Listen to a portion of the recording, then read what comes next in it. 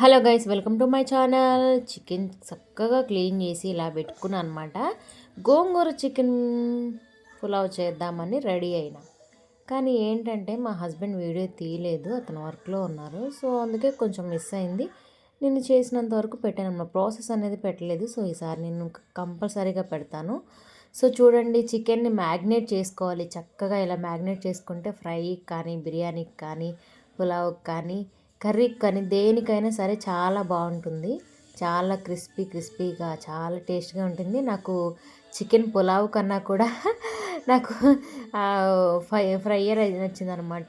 తర్వాత salad ready చేసుకున్నాను ఇలా చక్కగా. చూడండి, చక్కగా చికెన్ ఫ్రై, సలాడ్, ఇంకా గోంగూర చికెన్ పులావ్. మా హస్బెండ్కి అయితే బాగా నచ్చిందనమాట.